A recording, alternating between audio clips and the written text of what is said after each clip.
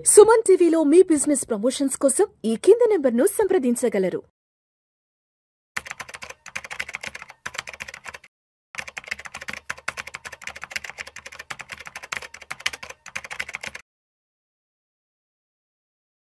ప్రేక్షకులకి మీ రామచంద్రమూర్తి నమస్కారాలు.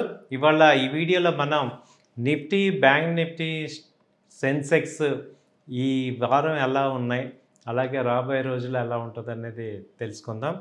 నిఫ్టీ వచ్చి కలకల్లాడిపోతుంది.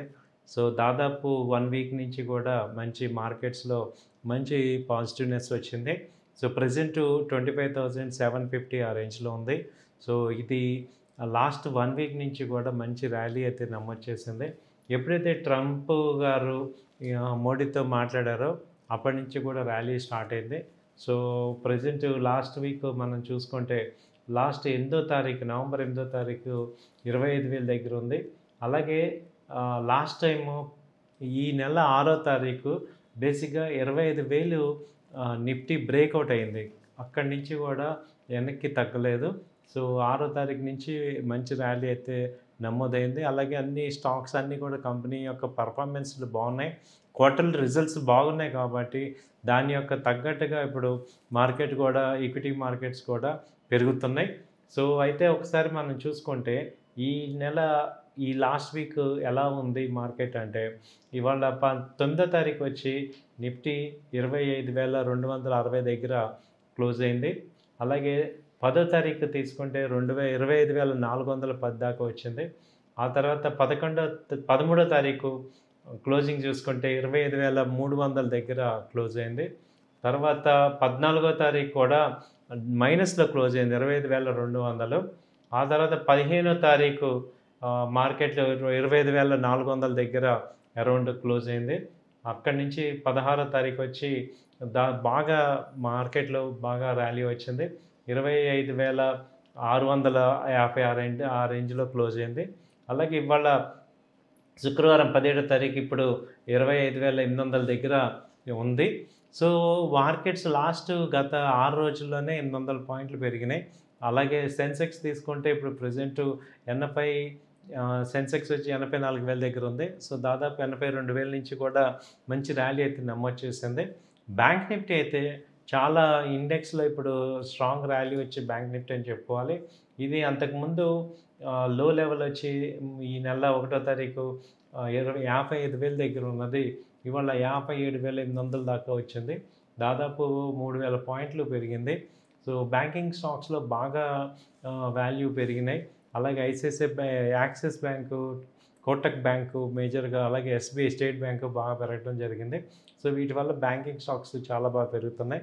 సో ఓవరాల్గా నిఫ్టీ ఇండెక్స్ చూసుకుంటే హెవీ వెయిట్ కంపెనీస్ అన్నీ కూడా మంచి ర్యాలీ వచ్చాయి. నిఫ్టీ టాప్ 50 కంపెనీస్ అన్నీ కూడా దాదాపు 3 to 4% గ్రోత్ అయితే కనిపించాయి.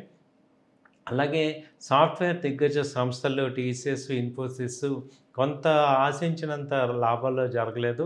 కానీ పర్సిస్టెన్స్ కానీ వేరే ఐటీ కంపెనీస్లో కొన్ని విప్రో కానీ మంచి ప్రాఫిట్స్ వచ్చాయి. అలాగే బెస్ట్ ప్రాఫిట్స్ వచ్చి ఈ బ్యాంకింగ్ కంపెనీస్ కూడా మంచి ప్రాఫిట్స్ నమోదు చేస్తున్నాయి.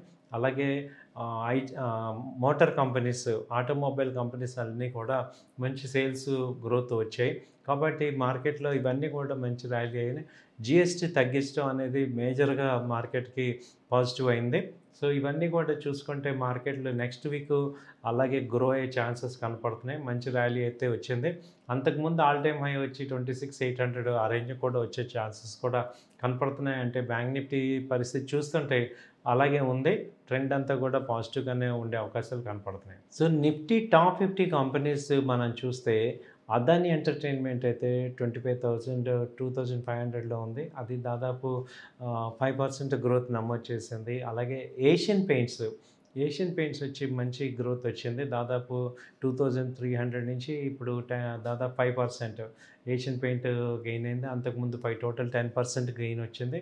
అలాగే బజాజ్ ఫిన్సర్వ్, అలాగే బజాజ్ ఫైనాన్స్ ట్విన్స్ అంటాం వీటిని, ఇవి కూడా దాదాపు 5% నుంచి 8% గ్రోత్ వచ్చాయి.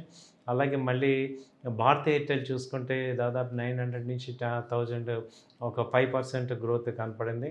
అలాగే గ్రాసిమ్ కానీ, హెచ్డిఎఫ్సి బ్యాంక్లో కానీ, అలాగే ఐసిఐసిఐ బ్యాంక్ కూడా మంచి వృద్ధి, దాదాపు 5% గ్రోత్ వచ్చాయి. అలాగే ఇండిగో అయితే 5700, దాదాపు ఇది 8% గ్రోత్ చూపిస్తుంది, దాదాపు 8% గ్రోత్ వచ్చింది. అలాగే ఎల్ఎన్టీ కూడా ఆల్ టైమ్ హై బ్రేక్అవుట్ అయ్యి 3900 దగ్గరలోకి ఉంది. సో ఇది కూడా మంచి ర్యాలీ వచ్చింది. So automobile stocks M&M, hero motor, అలాగే మారుతి, హుండై ఇవన్నీ కూడా గ్రోత్ చూపిస్తున్నాయి. అలాగే ఫైనాన్స్ సెక్టర్లో Shriram finance, Bajaj finance, Cholamandalam finance, Manappuram finance ఇవన్నీ మంచి ర్యాలీ వస్తున్నాయి. ఫైనాన్స్ సెక్టర్ బాగుంది. అలాగే గోల్డ్ స్టాక్స్ తీసుకుంటే టైటాన్ ఒకటి బాగా గ్రోత్ ఉంది.